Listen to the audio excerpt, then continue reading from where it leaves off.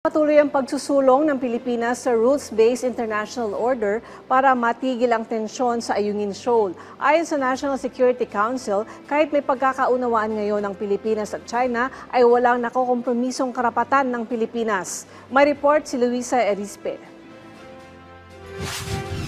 Dahil nanindigan si Pangulong Ferdinand R. Marcos Jr. na atin ang West Philippine Sea sa kanyang naging ulat sa bayan noong Lunes, ang Philippine Coast Guard mas lumakas na ang loob na ipagtanggol ang teritoryo at soberanya ng bansa. Sa naging ikalawang araw ng post-SONA discussion kahapon, sinabi ng PCG, suportado nila ang stratehiya ng Pangulo na magkaroon ng rules-based international order para matigil ang tensyon sa ating karagatan. It is now very clear to us where we should operate. It is now very clear to us what we should do. And it is now very clear for us what we should achieve.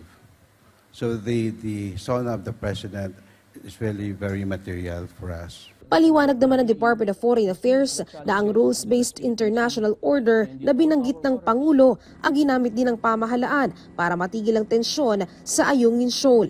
Ito'y matapos nga ang insidente na may naputulan ng kanyang daliri matapos ang panghaharas ng China. Sa ngayon, may pagkakaunawaan na ang Pilipinas sa People's Republic of China para mapahupa ang pagkakainitan ng dalawang bansa. Bilaterally with China, we just concluded the 9th Philippines-China Bilateral Consultation Mechanism on the South China Sea in Manila on July 2, 2024. Subsequently, the understanding of principles and approaches that will be observed by both sides during the conduct of the Philippines' lawful and routine rotation and resupply missions to the VRP Sierra Madre in Ayungin Shoal was agreed.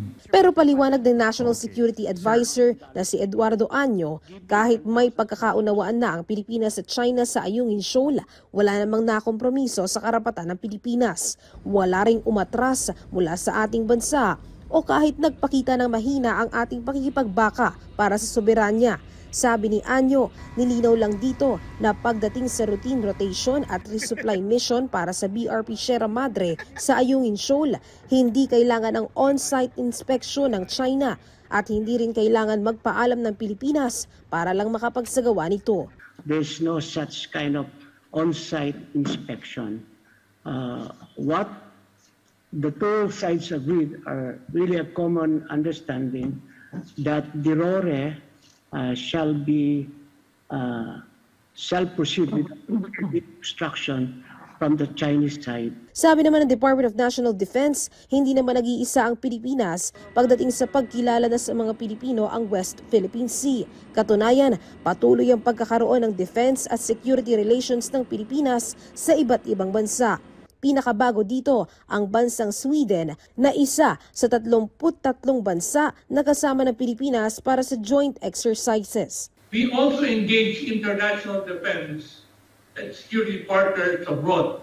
To date, we have 33 formalized engagements. Sweden, which is the newest country we have engaged in, and we are venturing forth into exercises with these countries.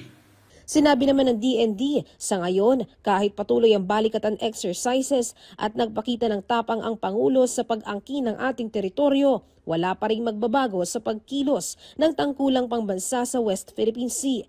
Tatalima pa rin ang lahat sa estratehiya ng Pangulo na mananatiling susundin ng bansa ang rules-based international order sa pagresolba ng tensyon sa ating karagatan. Luisa Erispe para sa Pambansang TV sa Bagong Pilipinas.